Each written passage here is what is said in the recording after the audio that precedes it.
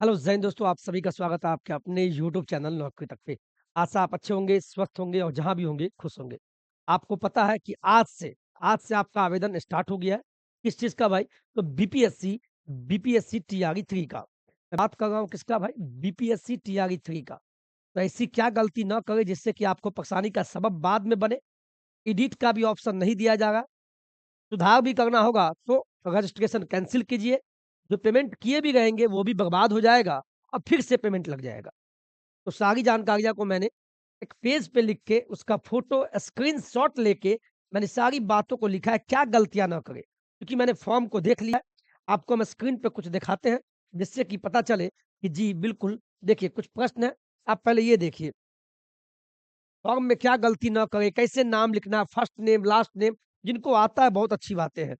कुछ बातें ऐसे हैं कि इसमें शैक्षणिक योग्यता में कहाँ पे क्लिक करेंगे, ये सारी बातों को आज हम बता देंगे आपको हम, ठीक है?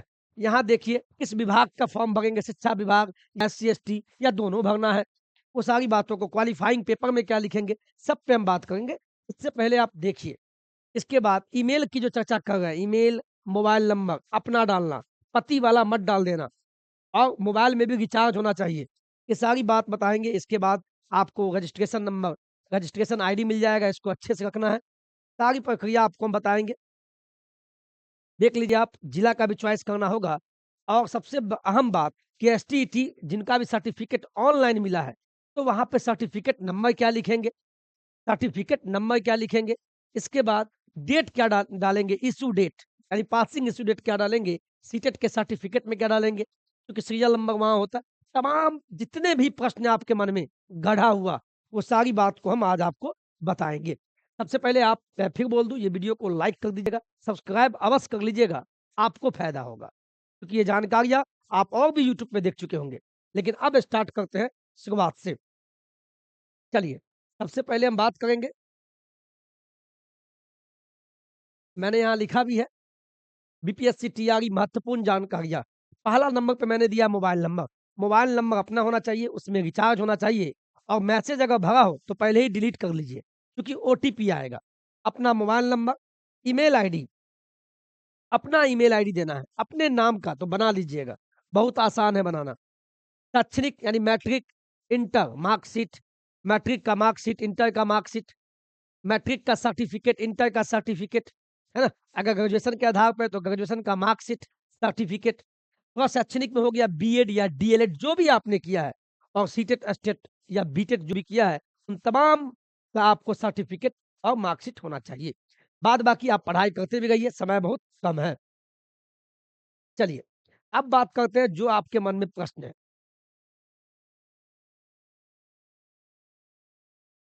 ये देखिए, आपको दिखाई देगा? बिल्कुल दिखाई दे रहा होगा। यहाँ ध्यान दीजिएगा क्या बोल रहे हैं। पहला, मैंने लिखा है रजिस्ट्रेशन फॉर्म। जब आप ऑनलाइन फॉर्म भरेंगे, जब आप ऑनलाइन जैसे आपने गूगल खोला, यहाँ देखिए गूगल, जब गूगल में बीपीएससी आप मारते हैं, बीपीएससी, और सबसे पहले आपको बता दें, खुद से फॉर्म मत डालना। आप साइबर कैफ़े वाले के पास चले जाना, लेकिन वहाँ पे अपनी आँख को खोल के रखना। वो जल्दीबाजी में फॉर्म भरेगा। देखना आपको है कि मेरा नाम, पिता का नाम, माता का नाम, डेट ऑफ बर्थ सही लिख रहा है कि नहीं। सर्टिफिकेट नंबर ये चेक करना है, लेकिन जाना है कैफ़े में। और टोपी लगा के फ़ोटो मत खिंचाइएगा, चश्मा लगा के फ़ोटो मत खिंचाइएगा। फिर बोल रहे हैं बार-बार। जब आप बीपीएससी, यहाँ देखिए, जब आप बीपीएससी खोलिए गूगल में तो ऐसा खुलेगा। ऐसा खुलने के बाद आप अप्लाई ऑनलाइन पे क्लिक कीजिए। अप्लाई ऑनलाइन पे क्लिक किए, इसके बाद बीपीएससी ऑनलाइन एप्लीकेशन फॉर्म, ये दरवाज़ा पे क्लिक करना है। क्लिक करने के बाद आपके स्क्रीन पे क्या खुलेगा, खुद आप देख लीजिए। फॉर्म आज मत डालना, कल डाल लेना। ऐसा खुलेगा, बीपीएससी का साइट ये खुलेगा। पहले आपको रजिस्ट्रेशन करना है, उसमें दाखिला लेना है। तो सबसे पहले यहाँ लॉगिन आया, तो लॉगिन पे बिल्कुल क्लिक नहीं करना है। लॉगिन बाद में होगा, जब आपका आईडी बन जाएगा। तो सबसे पहले आपको ऑनलाइन रजिस्ट्रेशन आपका खुलेगा। इस पे जाके आप रजिस्ट्रेशन कर लीजिए। जब आप रजिस्ट्रेशन करते हैं, जब आप रजिस्ट्रेशन पे क्लिक करेंगे, तो आपके सामने ये खुलेगा। देखिए, ऐसा खुलेगा, दिखाई देगा आपको? बिल्कुल दिखाई देगा। यहाँ देखिए, जब ये खुलेगा, क्योंकि एडवर्टाइज़मेंट नंबर 22/2024 यानी ये हो गया बीपीएससी टीआरई 3 की हम बात कर रहे हैं। टीआरई 3 आप दे रहे हैं।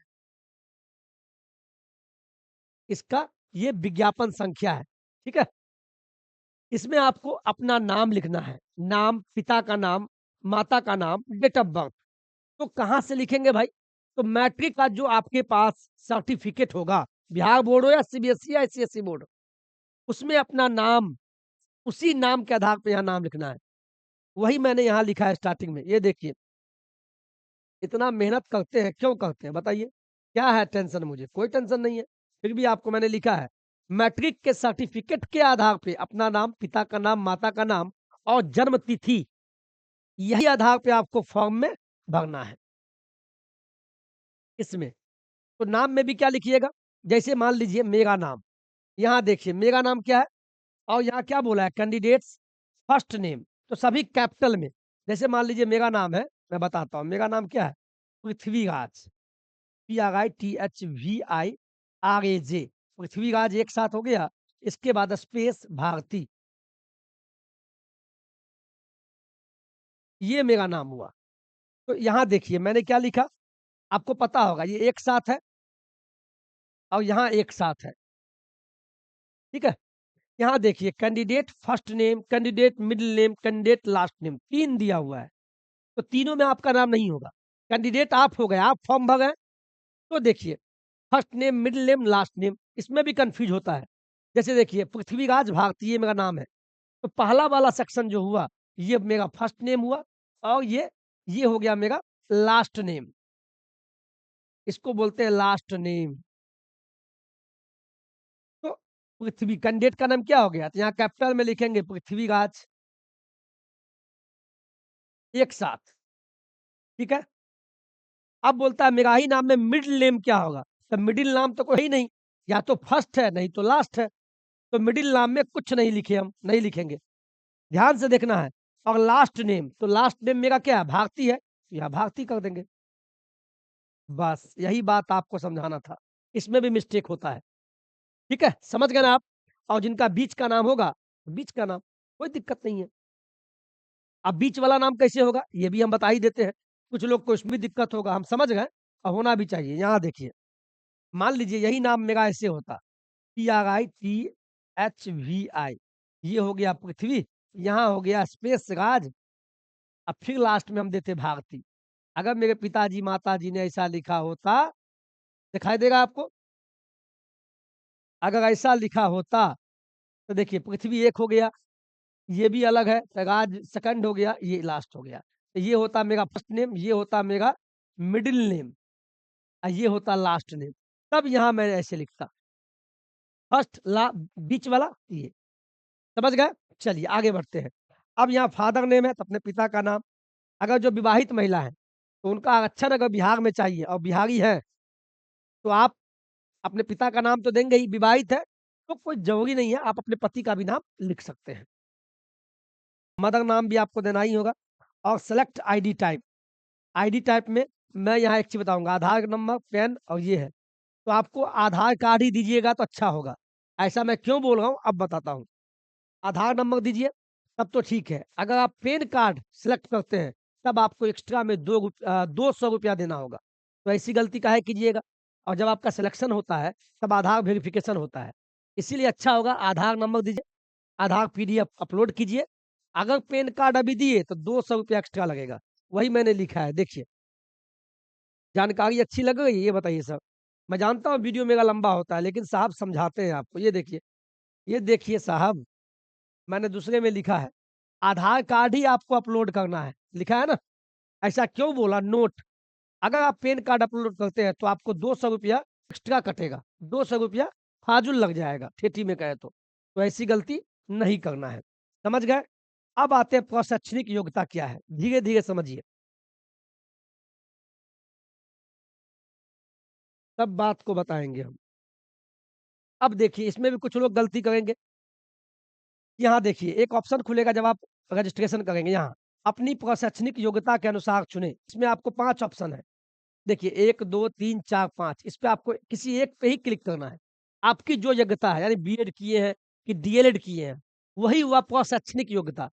अगर आपने बीएड किया है, इसमें देखिए पहला ऑप्शन में बीएड, बीएड क्या-क्या है पता नहीं। तो और ये 4 ऑप्शन है उन्हीं के लिए जो केवल या कंप्यूटर विज्ञान में हो या केवल संगीत वाले, केवल संगीत ललित कला वाले, तो आप अगर बीएड किए हैं या डीएलएड किए हैं, तब आपको इस पे क्लिक कर देना है, इस पे आगे बढ़ जाना है। कोई दिक्कत? इसी प्रकार आगे देखिए, अब एक कन्फ्यूजन होता है पात्रता परीक्षा और दक्षता। एक ऑप्शन ये हुआ, एक ऑप्शन ये है, किस पे क्लिक करें? अगर आप सीटेट के आधार पे बहाली में आ गए हैं, तब आप ऊपर वाला सिलेक्ट कीजिएगा, ऊपर वाला। जो ऑलरेडी पहले से शिक्षक है, नियोजित शिक्षक, तो वो ऊपर वाला अगर वो सीटेट नहीं पास है, केवल दक्षता परीक्षा पास है, नियोजित वाले, तब वो सेकंड वाले पे करेंगे। लेकिन जो सीटेट या स्टेट पास है, मात्र, तब अगर फॉर्म भर रहे हैं, तो ऊपर वाला कीजिएगा।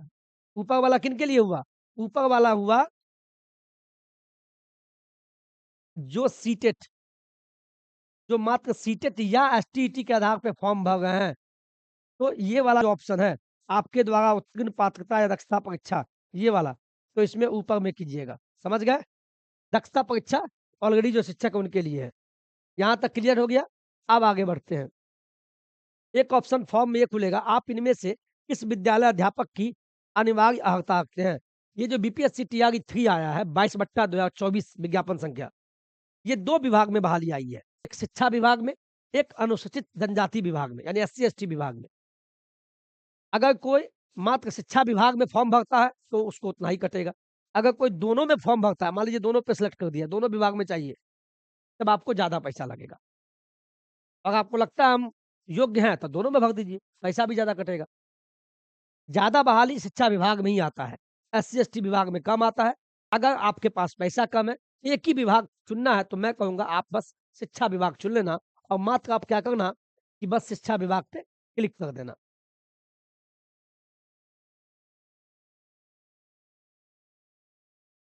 इस पे बस आप क्लिक कर देना। कोई दिक्कत? कोई दिक्कत नहीं है। आगे बढ़े, यहाँ तक आपको समझ में आ गया होगा। चलिए,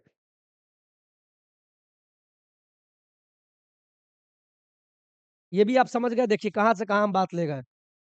और फिर बोल दिया आप लोग प्रैक्टिस प्रैक्टिस सेट बोल रहे थे आप लोग। तो 9वीं 10वीं का आ गया, टीआरई 1 और टीआरई 2 पर आधारित आ गया, तो विज्ञान का है।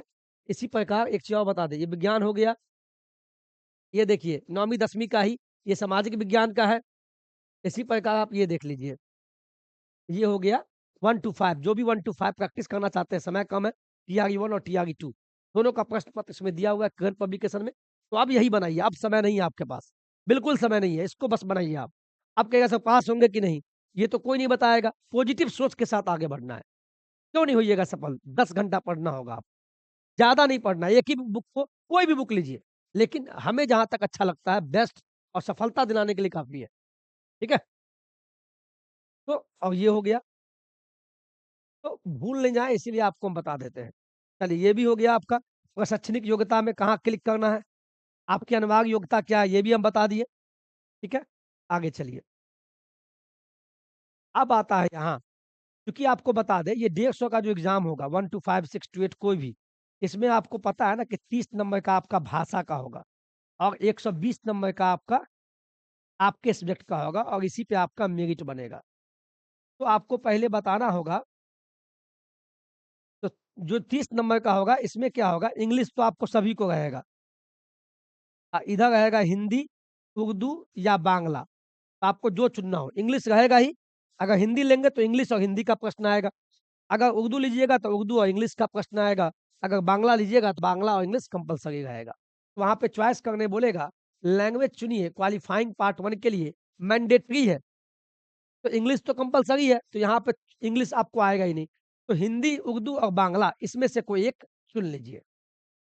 समझ गए बात?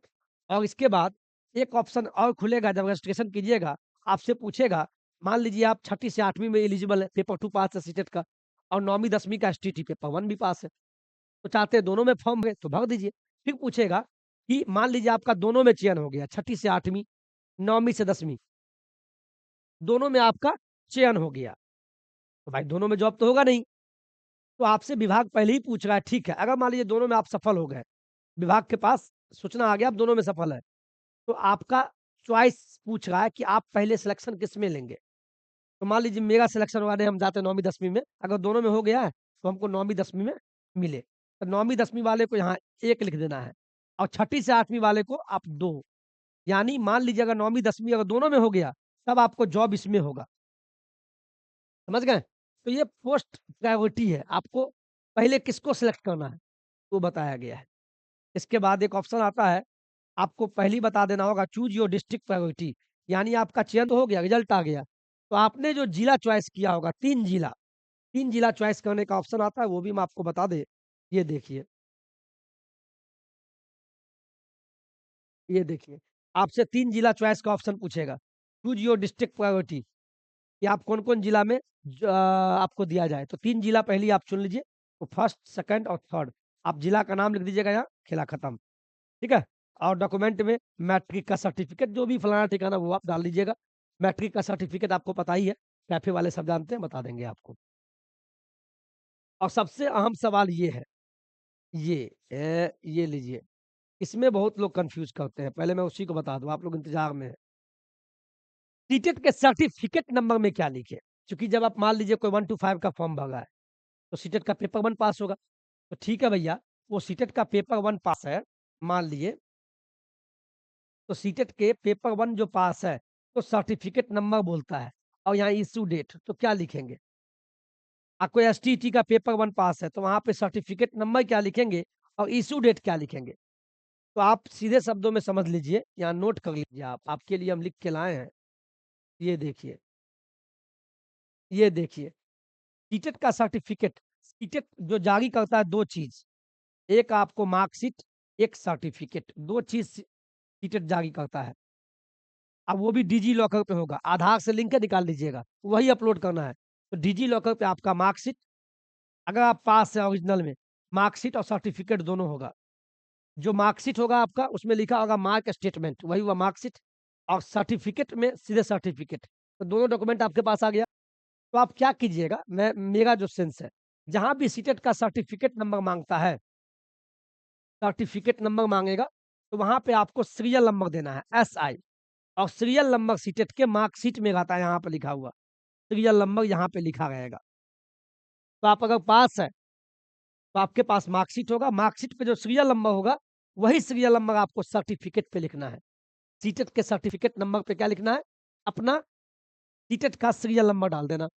अब पूछ रहा है इश्यू डेट क्या डालेंगे? तो इश्यू डेट में हाँ, उससे एक चीज़ पहले, सर सर्टिफिकेट नंबर में तो सर्टिफिकेट पे सर्टिफिकेट नंबर दिया ही नहीं है।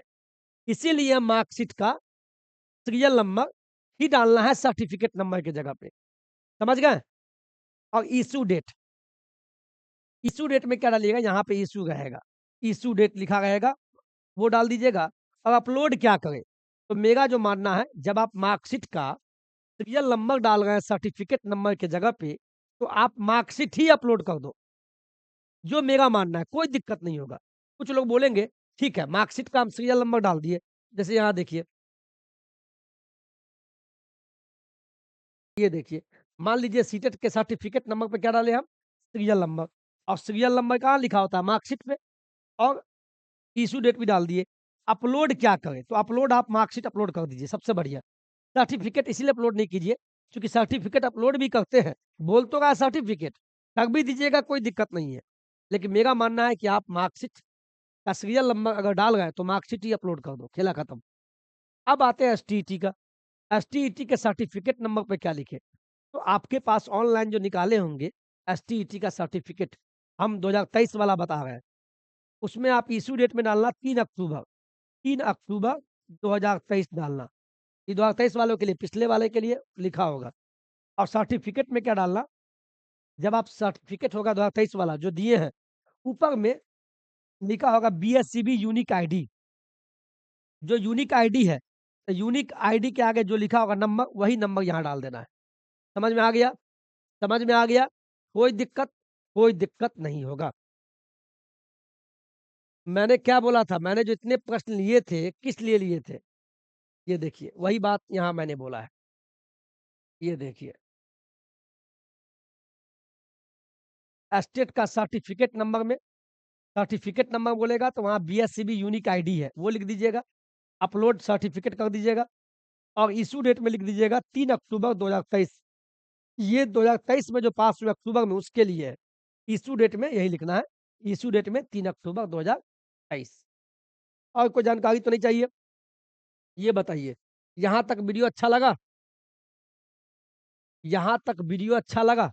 सारी महत्वपूर्ण जानकारी आपको दिए हैं कि ये मैंने नहीं बोला कि प्रिंटिंग कैसे कराना है, लेकिन फॉर्म भरने से पहले ये वीडियो देखना आपके लिए फ़ायदेमंद साबित होगा, अगर अंत तक देखे होंगे तो। और अंत में यही कहेंगे, कम समय में आप बिल्कुल इधर-उधर ना जाएँ।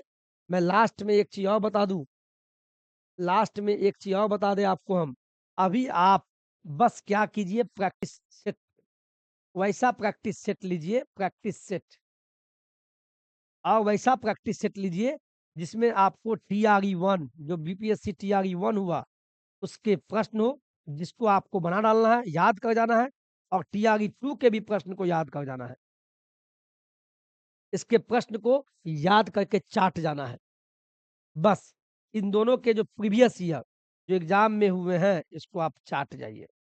प्रीवियस ईयर क्वेश्चन को आप चाट जाइए, क्योंकि अब समय कम है, आप कितना एनसीईआरटी पढ़िएगा? मैं तो समझ रहा हूँ एनसीईआरटी ही पूछेगा। तो आप अगर वहाँ से प्रीवियस ईयर बना रहे हैं और जहाँ से प्रश्न पूछ रहा है, उस टॉपिक को यूट्यूब पे छान मार के पढ़ डालिए। ये मेरा विश्वास, आत्मविश्वास, आप 100% सफल हो जाइएगा। चलिए वीडियो लंबा नहीं करेंगे, और देखिए ये तो गाइड था, ये छठी से 8वीं का गाइड है, इसमें सब कुछ रहता है, गाइड का मतलब ये।